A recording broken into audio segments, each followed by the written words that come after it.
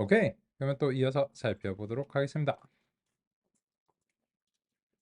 우리는 이제 모형을 이제 학습하는 데 있어서 뭘 어떻게 봐야 되는가, 어, 그런 점들에 대해서 이제 이야기를 하기 시작했고요.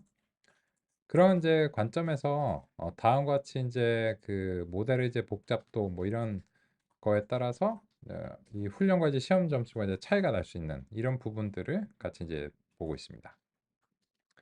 그러면 이 그래프적인 이제 측면에서 봤을 때 이 그래프가 그 그려진 이제 모습을 이제 보시면 이쪽이 이제 소위 말해서 그 독립변수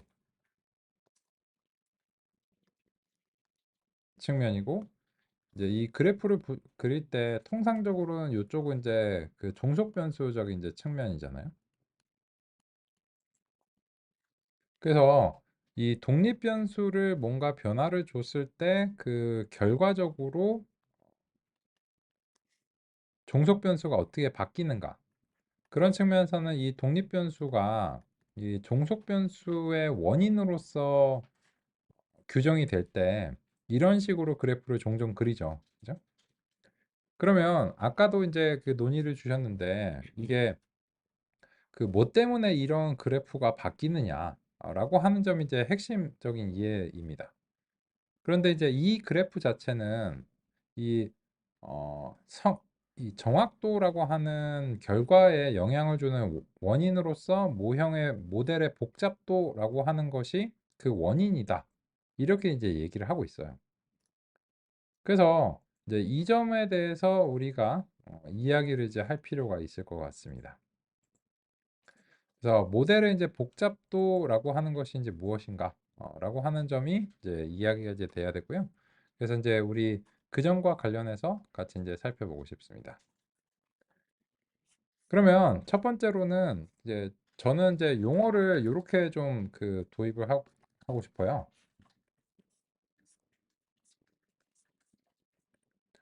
지금 이 논의를 이제 하는 이유가 무엇이냐면 이제 결론적으로는 이 보스턴에 대한 성능이 좋지 않기 때문입니다. 그러면 이 성능이 어쨌든지 뭐 평균 성능을 해서 어느 정도 이제 현실적인 범위로 만들어 놨는데 그럼에도 불구하고 이 성능이 좋지는 않아요. 그러면 어떻게, 그죠? 이거를 할 것인가? 역시나 이제 성능의 삼축으로 얘기를 하는 수밖에 없습니다. 성능은 결국 데이터와 알고리즘의 이제 조합인데 이 알고리즘이 어제 논의드린 것처럼 그렇게 많지 않습니다. 쓸만한 알고리즘이 한 서너 개 정도예요. 큰 틀에서는. 그래서 알고리즘을 너무 쉽게 포기해 버리면 대부분 이 알고리즘 이 도구가 너무 빨리 소진이 됩니다. 그래서 이 알고리즘의 특성을 속속들이 알면서 여기에서 이제 최대한의 가치를 뽑아내야 우리가 이제 원하는 결과를 그나마 이제 얻을 수 있는 경우가 많습니다. 그래서 이제 이번에는 이제 개념을 이해하기 위한 실험을 한번 구성해 보도록 하겠습니다. 요번에 이제 이렇게 이제 서술하고 싶습니다. 데이터의 복잡도와 모형의 표현력.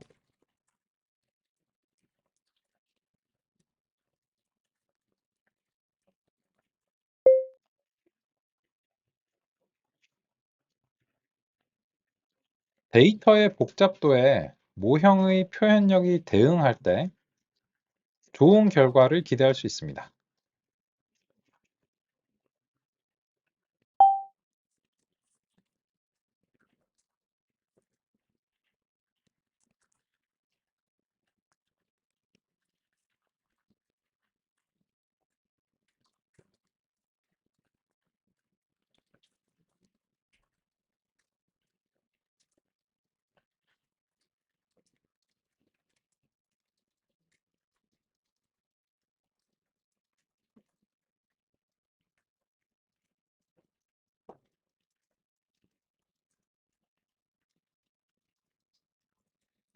그러면 이제 데이터의 복잡도와 모형의 표현력이라는 것이 도대체 무슨 얘기인가? 그런 점을 좀 구체적으로 논의드리기 위해서 친숙한 예시를 다시 한번 좀 생성해 보도록 하겠습니다. 여러 번 했던 겁니다.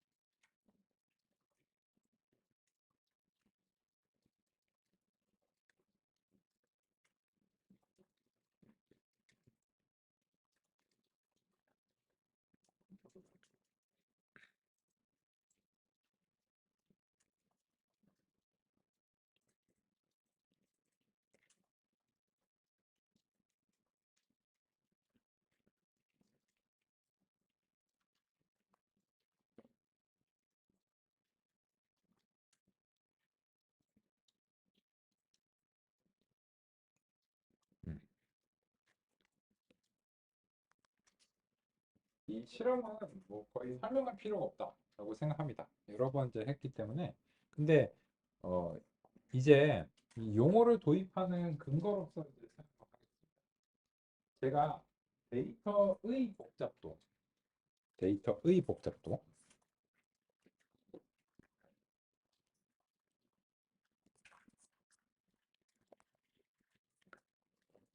데이터의 복잡도의 모형의 표현력이 대응할 때 좋은 결과를 기대할 수 있다라고 하는 서술을 뒷받침하는 실험으로서 간단한 실험을 이제 제시를 했는데 어제도 했지만 어제는 이런 용어와 개념을 아직 이제 논의하기엔 좀 일렀습니다.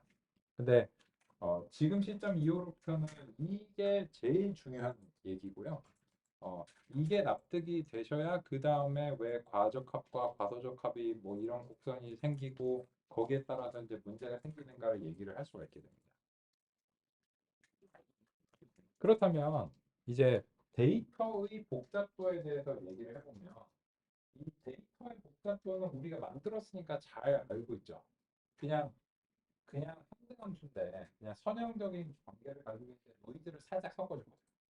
그러니까 이 데이터의 복잡도는 말하자면 1차수 정도 있죠. 그냥 직선적인 관계를 거의 가지고 있잖아요. 근데 그 리니어 리그레션의 선형 모형이 그런 직선을 잘 획득하는 애잖아요. 그래서 리니어 리그레션을 적용해서 최적화 점수를 이제 살펴봤습니다. 여기서 제가 최적화 점수라고 명시한 이유가 무엇일까요? 훈련한 걸로 다시 성능을 측정했기 때문에 그런 경우에는 훈련 점수를 최적화 점수라고 하겠습니다. 자, 자기가 훈련 시점에 봤던 데이터에 대해서 얼마나 잘 맞느냐라고 하는 이제 그런 의미로 보시는 거고. 그래서 최적화 점수가 F2가 0.92나 됩니다. 이 값은 정확하게 이제 하기 위해서 제가 랜덤 스테이트를 그냥 그 선수 골랐습니다. 하나씩 골랐고 그러면 이 점수는 1.0에 상당히 가깝기 때문에 높은 수준이라고 할 수 있죠. 그리고 그거를 이제 시각적으로 살펴보았을 때도 보시면 이 데이터의 분포에 대해서 어느 정도 오류는 있지만 이건 약간 노이즈로 생각하면서 대체적으로 이 데이터에 대해서 해석력과 설명력이 있는 것이다. 이런 식으로 받아들일 수 있을 만한 그런 어떤 모형이죠. 그러면 이런 경우에는 이 점수가 높은 것은 보통의 경우에는 이렇게 시각적으로 볼 수가 없죠. 보통은 뭐 4개 이상만 돼도 이렇게 선형 모양이 어떻게 생겼는지를 보는 게 불가능해요. 그래서 우리가 이 데이터의 복잡도에 모형이 대응하는가 여부는 결국은 이 점수를 보고서 아는 것밖에 없죠. 짐작하는 유일한 방법인 거죠. 보통의.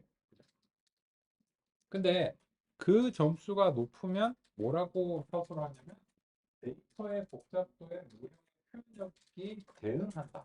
이렇게 서술하고 싶습니다. 근데 이 용어는 엄격하게 정의가 된 용어는 아니에요. 그러다 보니까 여러 문헌들에서 조금씩 다른 용어를 사용합니다. 그런데 이제 이 교재랑 조금 비교를 해서 보시면 교재에서는 모델의 복잡도라고 하고 있어요. 뭐 이게 문제가 있는 건 아닌데 저는 데이터에는 복잡도라고 하는 용어를 사용하고 싶고요. 그리고 이 모형에는 표현력이라는 용어를 사용하고 싶습니다. 교재에서는 데이터의 복잡도라고 하는 용어나 개념은 사용하지 않고 있어요. 근데 궁극적으로는 데이터에 정보가 있는 것이고 데이터가 얼마나 복잡한가에 따라서 얼마나 능력 있는 모형이 필요하느냐가 결정이 돼야 되기 때문에 저는 이 두 용어를 조금 구분해서 쓰는 것을 선호합니다. 이게 엄격하게 정의받는 용어가 아니까 뭐 시시콜콜 따질 필요 없고 뭐 아는 사람은 그래 모델의 복잡도 오케이 이렇게 당연히 할 수 있어요. 근데 처음에 개념을 형성할 때 이런 것들은 효과적인 표지판으로서 기능을 해야 된다고 생각해요. 용어가. 그래서 조금 구분을 하면은 이익이 있지 않을까 생각합니다. 그런데 그러면 이제 결과적으로 그런 용어가 이제 적절한가에 대해서 어, 챗GPT한테도 한번 이제 물어보죠. 제가 이제 미리 이제 물어봤는데요. 같이 이제 보겠습니다. 요거는 이제 기계학습에서 데이터의 복잡도에 모형의 표현력이 대응해야 한다는 표현은 상당히 타당한 표현입니다. 이 개념은 기본적으로 모델이 학습하고자 하는 데이터의 복잡성과 다양성을 잘 캡처하고 표현할 수 있는 능력을 가져야 한다는 것을 의미합니다. 모델의 표현력, capacity이란 모델이 다룰 수 있는 함수의 가족 또는 가설 공간의 크기를 말합니다. 이는 모델이 얼마나 복잡한 패턴이나 관계를 학습할 수 있는지를 나타냅니다. 예를 들어, 깊은 신경망은 보통 표현력이 매우 높아서 복잡한 데이터 구조를 모델링할 수 있습니다. 한편 데이터의 복잡도 컴플렉시티는 데이터 내의 패턴, 관계, 그리고 이상치 등을 포함한 데이터의 구조적 특성을 가리킵니다. 복잡도가 높은 데이터는 더 많은 파라미터나 더 복잡한 모델 구조를 필요로 할 수 있습니다. 아, 이 두 요소 사이의 균형이 중요한 이유는 다음과 같습니다. 1. 과소적합. 모델의 표현력이 데이터의 복잡도에 비해 너무 낮으면 모델이 데이터에서 중요한 패턴이나 관계를 충분히 학습하지 못하고 성능이 낮아질 수 있습니다. 2. 과대적합. 반대로 모델의 표현력이 너무 높으면 모델이 학습 데이터의 잡음까지 학습해 버려서 새로운 데이터에 대한 일반화 성능이 떨어질 수 있습니다. 따라서 데이터의 복잡도와 모델의 표현력 사이에 적절한 균형을 찾는 것이 중요하며, 이는 기계학습에서 성공적인 모델 설계의 핵심 요소 중 하나입니다. 이 개념을 이해하고 적용하는 것은 머신러닝 모델을 개발하고 평가할 때 매우 중요한 부분입니다. 그런 이유로 인해서 이 성능에 문제가 발생하는 이제 주요한 이제 유일한 원인은 아니고요. 주요한 원인으로서 모형의 표현력이 꼽힐 수 있습니다. 반드시는 아니고 원인 중 하나입니다. 두 번째 원인은 데이터의 규모입니다.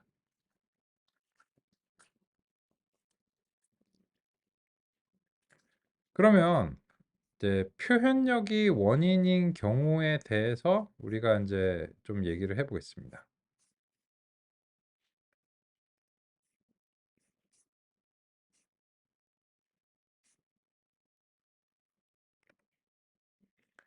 왜 모형의 표현력이 부족하면 과소적합이 발생하고 너무 지나치면 또 안 되는가? 그런 점들을 정리해 봤습니다. 기계학습 모델의 표현력이 성능에 어떤 영향을 미치는지 살펴보겠습니다. 동그라미와 세모 두 유형을 분리하는 문제를 가정하겠습니다. 표본이 다음과 같이 분포되어 있을 때 직선으로는 표본들을 유형별로 분리하는 것이 불가능합니다. 이런 경우는 데이터에 비해 모델의 표현력이 너무 제한적입니다. 모델의 표현력이 데이터의 복잡도에 못 미치는 경우는 최적화에 실패합니다. 최적화 실패는 과소적합의 발생으로 확인할 수 있습니다. 반대로 완벽하게 최적화될 수 있는 표현을 다음과 같이 가정하겠습니다. 직선보다 훨씬 복잡한 표현력을 가지는 경우입니다. 주어진 데이터에 완벽하게 맞춰지기 때문에 최적화에 성공하고, 이는 훈련 데이터에 대한 성능으로 확인할 수 있습니다. 그런데 새로운 데이터가 특정 지점에 주어지는 상황을 가정해 보겠습니다. 새로운 표본의 정답은 동그라미인데, 현재 최적화된 표현에 따르면 새로운 표본은 세모 경계 영역 안에 있고, 그래서 세모로 예측됩니다. 이러한 상황은 최적화가 너무 과하게 진행되는 경우 일반화 실패 사례를 보여주고 있습니다. 너무 단순하지도 너무 복잡하지도 않은 적합한 표현은 최적화에 성공하면서도 동시에 일반화도 달성합니다. 이러한 적절한 수준의 표현을 찾는 것이 기계학습 모델의 중요한 목표입니다.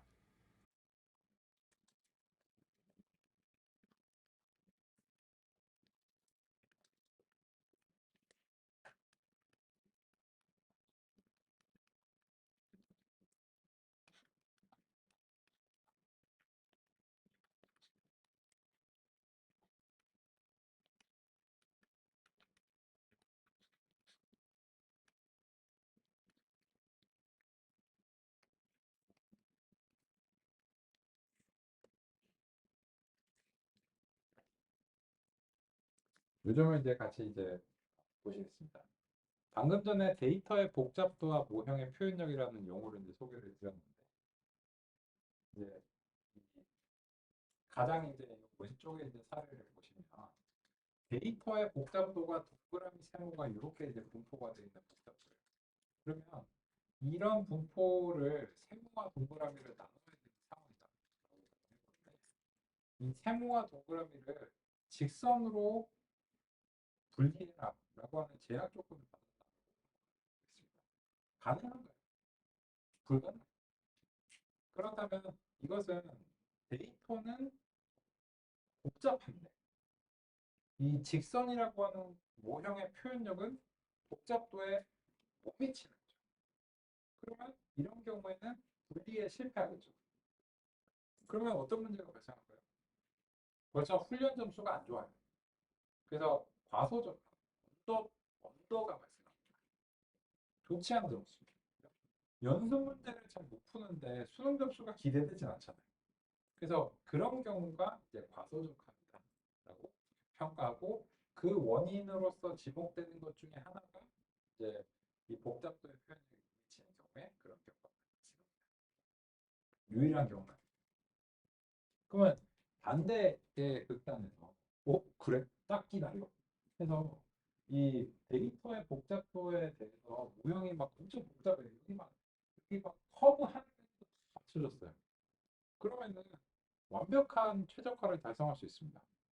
근데 그게 왜 문제야? 라고 할 수 있는데 왜 이제 문제가 되는가 하면 그러니까 훈련 데이터에서는 완벽하게 맞췄는데 이렇게 되면 이제 이런 문제가 생길 수 있어요. 예를 들어서 이쪽 영역은 이 붉은색 선에 이쪽 영역은 세모 영역이잖아요. 그죠? 근데 이 새로운 데이터가 실제 동그라미 때 위치에 발생했다고 가정할게요. 그러면 이 위치는 어느 영역에 속합니까? 세모 영역에 속하죠. 그러면 이 모형에 따르면 얘는 세모가 되는 거예요. 그래야 될지도 모르죠. 그래야 될지도 모르는데 이제 근데 이게 오답이라고 한번 가정해 볼게요. 그러면 그 오답이 발생한 이유로서 지목되는 것은 훈련 데이터에 너무 과하게 최적화돼서 너무 복잡한 표현력을 가지게 되니까 이게 과하다는 거죠. 그래서 표현력이 과하다. 표현력이 오버했다. 그래서 이제 이걸 오버핏이라고 부릅니다. 과대적화. 어떤 게 좋냐? 너무 단순해서 언더가 발생하지도 않아야 되고 너무 복잡해서 울보가 발생하는 것도 안 좋다는 거예요. 그래서 이제 지금의 경우에는 제가 이런 식으로 한번 해봤어요. 그러면 이게 동그라미와 세모를 완벽하게 분리하죠. 근데 같은 위치에 동그라미가 여기 위치하면 뭘로 분류하겠다? 동그라미를 분류하게 되겠죠. 그렇다면 그리고 그게 정답이라고 가정한다면 그런 경우에는 얘보다는 모형이 덜 복잡한 표현을 가지고 있죠. 그래서 표현력은 적당하면서 문제도 잘 해결하고 충분히 잘 해결하고 그런 의미로 해서 최적화와 일반화 성능의 차이가 적어지거나 없어질 가능성이 높아지는 경우가 이제 모형의 표현력이 적합하다, 핏하다 이렇게 이제 표현합니다. 그래서 모형을 훈련하는 거를 핏이라고 부릅니다. 이게 이제 중요한 거예요. 그러면 우리 이제 방금 전에는 방금 전에 예시는 데이터의 분포의 모형의 표현력이 적당한 수준인 거예요. 높으니까요. 최적화 점수가. 근데 그거를 망가뜨려 보겠습니다.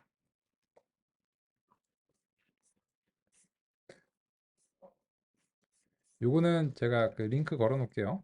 좋은 서술이라고 생각이 드니까.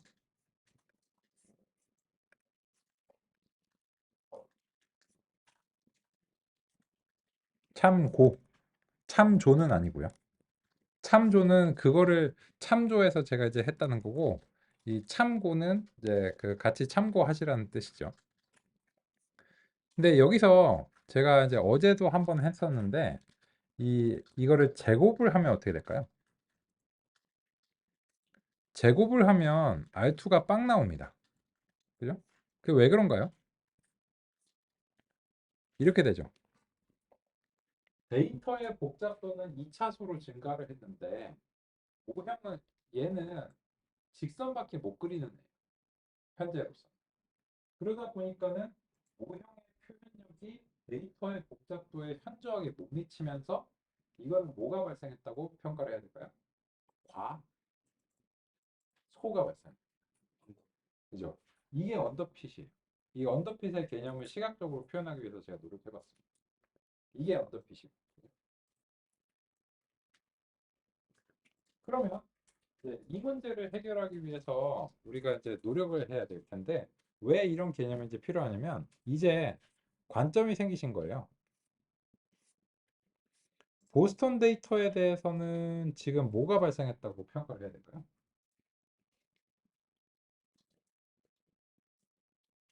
그거를 알기 위해서는 이제 훈련 점수까지 모두 다 봐야 됩니다. 왜냐면 이게 그 시험 점수가 안 좋은 거 자체도 사실 이제 언더죠. 언더긴 한데 이, 이 시험 점수가 안 좋은 걸로 미뤄 짐작해 보면 훈련 점수가 안 좋았을 가능성이 높거든요. 그래서 이제 그 점을 이제 같이 봐야 됩니다. 그래서 이 과소와 과대적합의 이제 그 언더냐 오버냐를 이제 평가를 하기 위해서는 그 훈련 점수를 이제 같이 봐야 됩니다.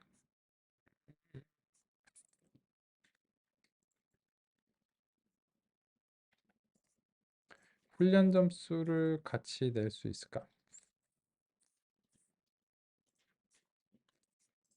크로스 밸리데이션은 조금 어려울 수도 있을 것 같고요.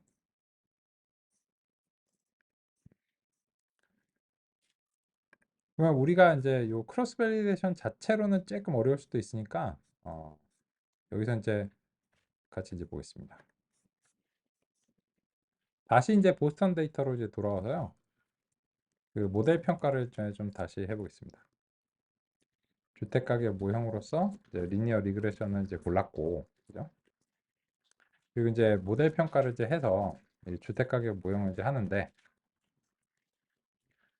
그 크로스 밸리데이션을 이제 적용을 하는 게 바람직한데 일단 그 훈련과 시험 데이터 점수 두 개를 동시에 봐야 돼서 우리가 그 요번에는 그냥 임의로 좀 이제 고르겠습니다.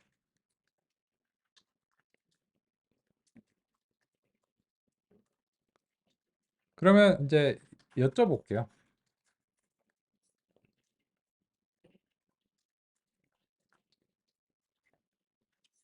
여기에 대한 이제 관점을 형성하는 게 굉장히 중요한 겁니다. 요 점수는 뭐라고 판정하시겠어요? 제가 UFO라고 언더냐, 빛이냐, 오냐 제가 UFO로 부르는데요. UFO에서 뭐로 판정하시겠어요, 이걸? 빛이라고. 왜 그렇게 생각하시나요? 이게 그 빛의 판정은 그 굉장히 노력을 한 최종적인 결과 빛을 해야 돼요. 그래서 아직은 조금 일러요. 아직은 조금 일고 그 지금은 언더로 봐야 됩니다. 왜 그럴까요? 간단해요. 테스트 우선 잠깐 이기시고 이게 연습 문제에서 70점 맞는 애가 수능 가서 좋은 점수를 맞을 리가 없잖아요. 그러니까 연습 문제 70점을 맞는데 수능 가서 100점을 맞았다. 그럼 대단히 의아하겠죠. 왜 그런 거야? 뭐 그냥 일부러 못 봤어? 뭐 이유가 있어야 될 거 아니에요. 그러니까 아직은 지금 일단 먼저 첫 번째는 훈련 점수를 보시는 거예요. 훈련 점수를 보고서 이 훈련 점수가 충분한지 여부가 언더의 요건입니다. 근데 훈련 점수를 100점을 맞도록 하는데 문제가 생길 수 있어요. 그런 경우를 한번 가정해 볼게요. 그런 경우를 이제 그 강제로 만들기 위해서 K 네이버스 알고리즘을 이제 도입을 하고요. N 네이버스를 1로 설정을 하고 모델 평가를 그걸로 이제 해보겠습니다.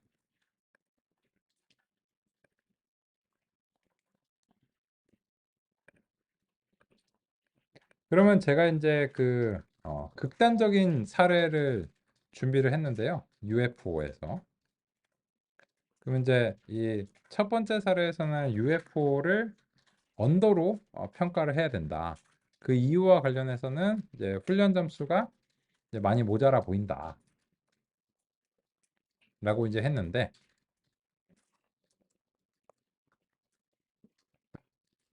그러면 이제 요거를 이제 재현하신 다음에 판정을 해보죠. 요거는 UFO에서 뭐로 판정을 해야 돼요? 왜냐면 언더의 문제 자체가 없어요. 연습 문제 100점이에요. 그러면 얘는 언더 자체가 불가능한 거죠. 언더 판정이 불가능한 점수가 이 훈련 점수 100점인 거예요. 아, 연습 문제 다 맞췄어. 완벽한데 뭘 더하라는 거냐. 이렇게 이제 얘기를 하는 거죠. 근데 얘는 연습 문제 100점인데 수능 가서 봤더니 20점 받아왔어. 이러면 어떻게 되나요? 이러면 감옥 갈 수도 있어요. 그죠? 예전에 그런 사례가 있었잖아요. 여기 되게 불미스러운 여기 그 강남제가 어디 그 여공관에서 그뭐 이렇게 모의고사 점수가 갑자기 막 그 중위권 정도 하던 뭐 쌍둥이 자매가 뉴스에 공고연에 나왔잖아요. 그래갖고 막 갑자기 모의고사 1등 했는데 수능 가서 그 점수가 안 나왔잖아요. 그래갖고 이제 막 그 막 고소 고발하고 해갖고 보니까는 이제 그 학교에 그 아빠가 이제 그 교사로 있고 그 쌍둥이 자매가 학생으로 있고 뭐 이러니까 상당한 의심이 되죠. 그래갖고 그 아버지는 까먹고 가셨잖아요. 그 재판받아. 그 쌍둥이 자매도 유죄 받은 걸로 알고 있는데, 그러니까 극단적인 경우가 그렇잖아요. 근데 이 경우가 일반화 성능이 극히 낮은 거죠. 그러니까 연습 문제를 100점 맞아도 일반화 성능이 안 좋으면 아 이거는 문제가 있다라고 평가를 합니다. 이거는 왜 KNN이 그 달자 외우는 애잖아요. 근데 엔네이버스 1로 하면은 자기 자신과의 거리 딱 하나만 이제 하기 때문에 무조건 100점을 맞을 수밖에 없죠. 그러니까 너 그러면 수능 가서 이 점수가 나오는데 그동안 어떻게 한 거야? 아, 30년치 문제를 다 외웠습니다. 이렇게 되는 거예요. 그러면 100점을 맞을 수는 있겠지만 그 국사 문제나 이런 건 잘할지도 모르죠. 근데 수학 문제를 외워서 잘하기 좀 어렵잖아요. 그래서 이제 이런 점에서 이 모형이 오버의 문제가 너무 심하기 때문에 가치가 없는 그 현재 이제 설정인 거죠. 그런데 이제 이 현상 자체로는 이제 오버가 발생을 했는데 이 또 신경이 쓰이는 게 있어요. 그러면 이제 요 점수에서 야 성주야 가만히 있어 봐. 그 훈련 점수가 이제 100점에 못 미치니까 얘가 오버가 발생하고 뭐 그건 그렇다 치자고. 근데 이 말에 따르면 훈련과 시험 점수의 차이가 많이 벌어지면 오버가 난 거 아니냐. 맞아요. 그러면 이런 경우에 판정이 애매하죠. 왜냐면 언더도 낮고 사실은 오버도 난 거예요. 그죠? 그러면 뭐라고 얘기하죠? 뭐라고 얘기해요? 일단은 순서는 이거예요. 순서가 이거기 때문에 일단 얘가 그 과소적합이 이제 발생한 것으로 이제 평가가 되니까 일단 이 점수가 너무 낮으니까 얘부터 이제 끌어올리는 게 필요하거든요. 얘를 끌어올리고 나서 이제 그 수능 점수를 거기에 맞춰서 끌어올리는 걸 고민해야 됩니다. 이러면 그 입시학원에 갔는데 점수가 한 중위권이야. 그러면은 뭐 아버님 어머님 일단 이 학생의 뭐 자신감을 그 끌어올려서 이게 좀 이게 뭐이 모의고사 점수를 좀 올려야 됩니다.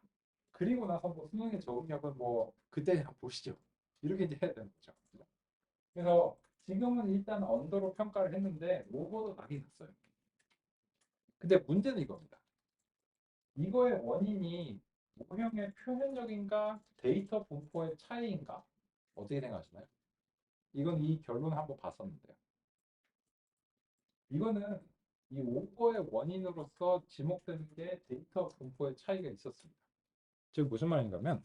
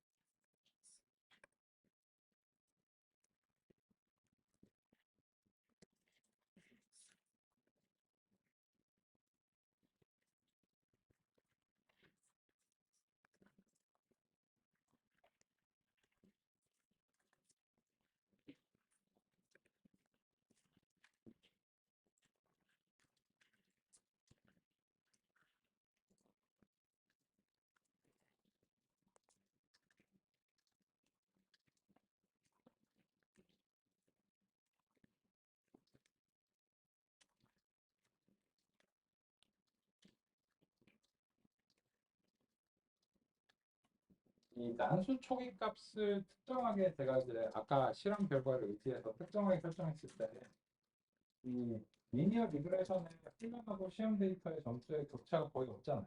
그죠? 거의 없고 그러면 이걸로 봐서는 이게 이때는 확실하게 언더로 평가하기 할 수 있는 거예요. 그리고 그 원인이 확실하게 모형의 표현력에 있다라고 얘기를 할 수 있는 상태입니다. 왜냐하면 이 데이터의 집합에 따라서 성능이 달라진다면 모형의 표현력이 원인인가 아니면 데이터 분포의 원인인가가 애매모호하잖아요. 그렇기 때문에 이렇게 이제 다른 집합들을 평가해 보면서 어디에 근본 원인이 있는가를 느껴봐야 돼요. 뭐 실제로 볼 수가 없으니까. 근데 지금 실험에 따르면 동일한 알고리즘인데 데이터 집합에 따라서 격차가 달라지니까 지금으로서는 아까의 그 과적합이라고 평가할 수 있었던 그 격차가 그거는 데이터 집합으로 인해서 달라졌다라고 할 수 있습니다. 그렇다면 이제 이렇게 하면은 어떻게 되냐면 이제 적어도 이제 설명 회계의 관점에서는 훈련 데이터와 시험 데이터의 난이도가 유사해진 거예요. 그러면 그 유사해진 상황에서는 훈련 데이터와 시험 데이터의 점수가 좋든 나쁘든 유사해집니다. 그렇다면 그때는 확정적으로 모형의 표현력으로 인해서 과소적합이 발생했다. 이렇게 이제 서술할 수 있게 됩니다. 그런데 경우에는 난수 초기 값을 변경해서 훈련과 시험 데이터 집합이 다르게 유도를 했음에도 불구하고 얘는 여전히 100점 맞고 여전히 시험 점수가 좋기 때문에 이 KNN의 경우에도 동일하게 이 KNN은 모형이었죠. 이 알고리즘의 설정으로 인해서 과적합이 발생한 거죠. 그래서 이거는 확정적으로 그 데이터의 차이로 인한 것이 아니라 알고리즘이나 모형, 알고리즘으로 기인한 모형들로 인해서 이런 차이가 발생한 것이다. 이렇게 이제 납득이 되는 이제 그런 실험 결과.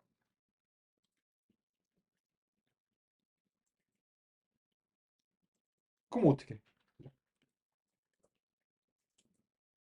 이 일단은 그 언더가 발생을 한 상황은 좋지가 않죠. 당연히 오버도 좋지가 않습니다. 그리고 이제 근데 오버가 발생했는데 이 혹시 이 오버가 얘 100점 맞고 90점 맞았어요. 그러면 그것도 오버거든요. 근데 그런 오버는 얘보다는 좋은 오버예요. 왜냐면 어쨌든 그 연습 문제는 100점 맞았는데 수능에서 90점 맞았다고 아깝네. 이런 거잖아요. 근데 가능하거든요. 실제 그런 경우가 있었어요. 그 학창 시절 친구 중에 맨날 전교 1등 하는 친구가 있었거든요. 그 경기고사 하는 친구가. 근데 그 친구가 그 수능 보고 알아 누웠어. 왜냐면 서울 공대 간 거예요. 그러니까 보통 서울 공대 가서 오 난리 나잖아요. 집안의 경사 뭐 이러잖아요. 근데 자기 생각에는 오바가 난 거야. 자기는 전교 1등 했고 하니까는 그보다 훨씬 더 좋은 데를 이제 가야 된다고 생각했는데 서울 공대에서 자기는 알아두는 거예요. 자기 입장에서는 그게 오바인 거예요. 그죠? 이제 이 일반화가 좀 덜 된 거지. 그래가지고는 서울 공대 가서 바로 재수를 해갖고는 연대 의대 갔어요. 근데 자기 입장은 그것도 언더인 거야. 그래갖고는 연대 의대 가고 그 한 학기 다니고는 반수해서 급기야 서울 의대를 갔어요. 지금 정신과에서 하고 있거든요. 그런데 자기 입장에서는 그게 안 좋았던 거야. 자기 입장에서. 근데 우리 입장에서는 넌 됐다. 이렇게 생각하는 거잖아. 그죠? 그러니까 이게 주관적인 거야. 그래서 이게 무엇이 언더고 무엇이 오버냐. 특히 오버는 그 정확한 명확한 기준에 있는 게 아니에요.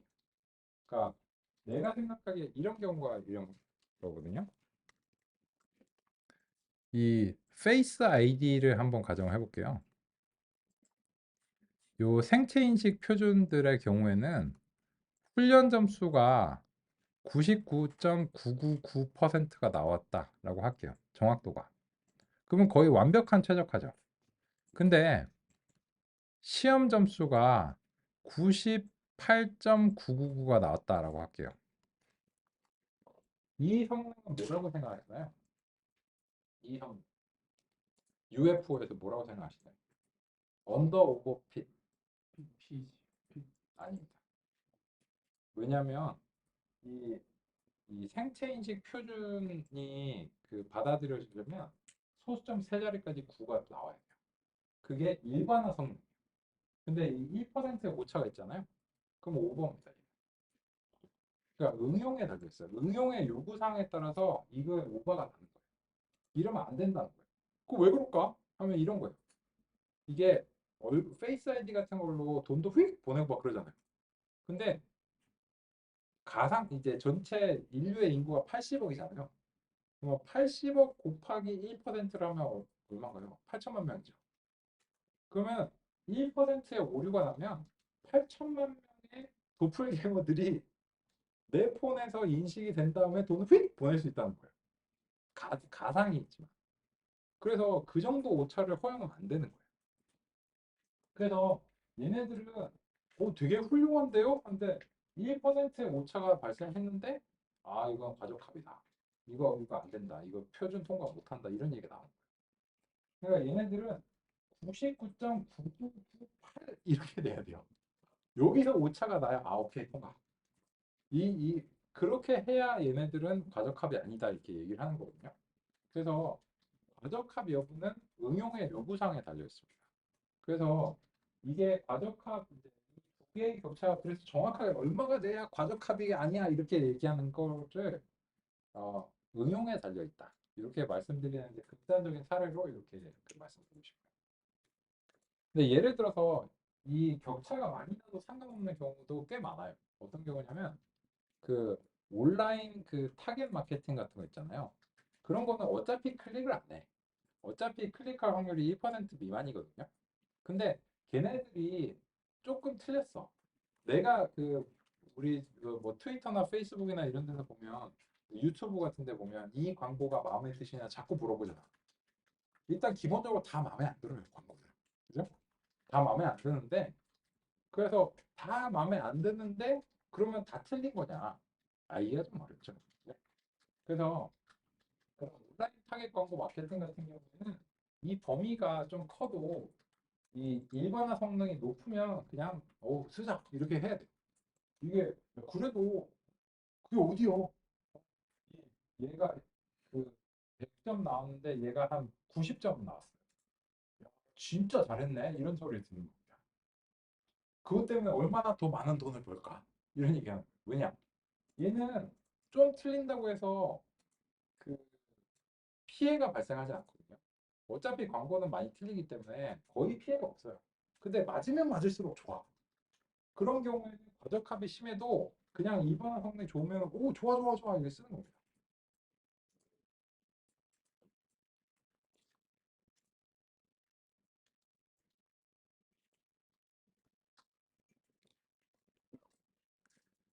그러면 이제 우리는 그런 논의들로 이제 무장을 이제 했는데요. 이 57페이지 펼친 김에 좀 보고 가겠습니다. 요거는 근데 서술이 좀 애매하다고 생각해요.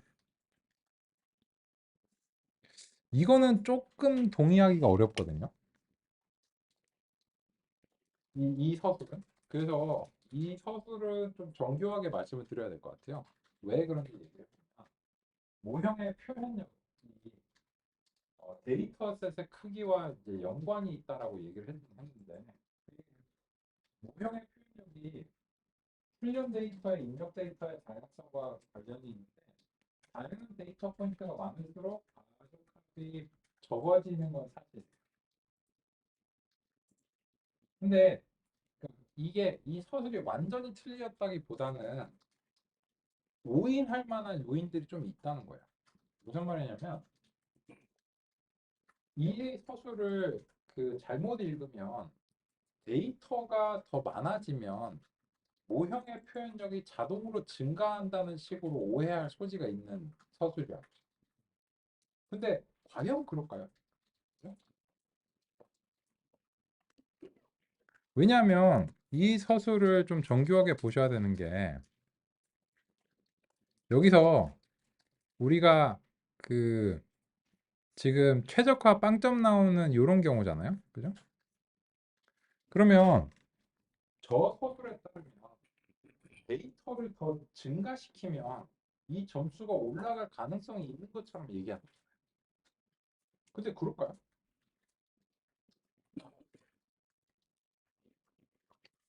그래서 이제 이 데이터의 개수를 증가시켜 보겠습니다. 한 500개 줄까요? 그래서 이제 500개를 이제 줘봤습니다. 그래서 이 S1이 100개고 S2가 500개로 이제 증가시켰는데 거기에서 그 최적화 성능은 여전히 빵점이에요. 그거 왜 그럴까요? 어떻게 생각하세요?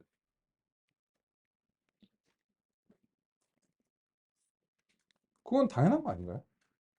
왜냐면 직선밖에 표현을 못하는 애한테 데이터 포인트를 더 많이 준다고 해서 갑자기 얘가 꼬부라지지는 않을 거 아니에요. 그죠? 그래서 데이터 포인트가 증가한다고 해서 모형의 표현력이 더 좋아진다라고 하는 것은 굉장히 조심해야 되는 서술이죠. 그죠? 그래서 이제 그 이 서술이 다양한 데이터 포인트가 많으면 과적합을 줄일 수 있는 건 사실이에요. 근데 과적합을 줄이면서 더 복잡한 모델을 만들 수 있다라고 하는 게 그 이 알고리즘이 데이터를 더 많이 경험시켜주면 자동으로 모형의 표현력이 증가한다는 식으로 얘기를 하면 안 된다. 그렇죠? 근데 이게 가능한 모형도 있고 그렇지 않은 모형도 있어요. 근데 선형 모형의 경우에는 그렇지 않다는 겁니다. 근데 앞으로 논의드리게 될 80년대 결정 트리는 이 서술에 어느 정도는 부합할 수 있어요. 그래서 이제 우리 진행하면서 계속해서 이제 살펴봐야 될 것 같습니다. 중요한 논의죠. 그래서 우리 이제 데이터를 더 많이 수집하고 적절하게 이제 모형의 표현력을 증가시키면 결과가 좋아진다는 이런 일반적인 제어는 사실이에요. 그래서 이제 다 틀렸다는 건 아닌데 좀 정교하게 봐야 되는 그런 서술이 있다. 이 정도로 말씀드리고 싶습니다. 오케이. 우리 오전 시간 여기까지 살펴보겠습니다.